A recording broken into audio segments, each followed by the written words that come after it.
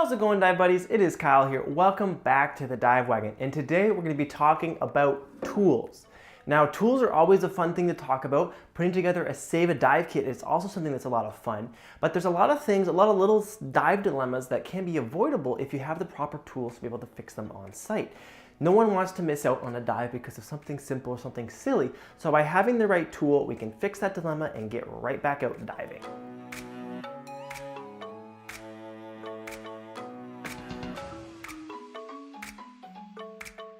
So in this video, I'm going to show you about 10 or so tools that I recommend for your save a dive kit or your tool kit. All right, so here we go. Let's talk tools. For the first tool, we have adjustable wrenches. With an adjustable wrench, you can remove or replace hoses. And if you know how to service regulators, then having larger adjustables can come in handy as well for disassembling them. You can get standard wrenches for this, and I'll list the sizes below, but with a couple adjustables, you're pretty much covered. Next are Allen's keys, or hex keys. These can be useful for a couple purposes, one of which is to remove the port plugs from your first stages in order to install hoses.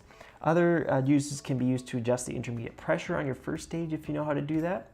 And you can also use them to remove inserts from convertible tank valves or even for some internal regulator adjustments. Which brings me to my next item, which is an intermediate pressure gauge. This is a gauge that you can pop into your inflator hose when you're looking at it on the surface, and this will tell you what the intermediate pressure is. This will help you narrow down what may be happening with your regulator if you're encountering an issue.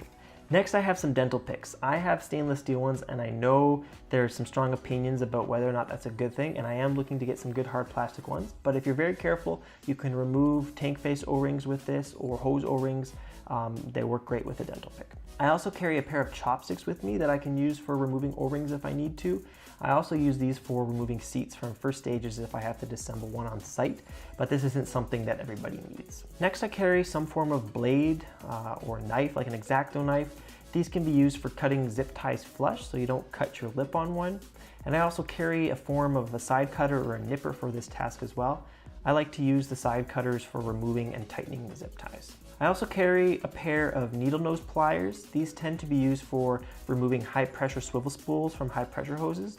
Sometimes salt buildup or gunk can make them hard to come out with the fingers, so the pliers work great. Just be very careful because you can damage the spool sometimes when you're removing them if it's really corroded. I prefer to just replace the whole spool when I can anyways. Toothbrushes can be used for removing dirt or grime from around the vital parts of your regulator, though these tend to be more handy when servicing the complete gear, but I tend to keep them in my kit anyways, and I guess if your dive buddy has some nasty breath, you could probably loan them one.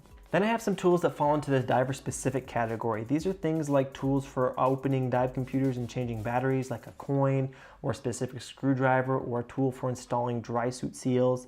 And though it's technically not a tool, I also have my dry suit zipper wax in this kit as well.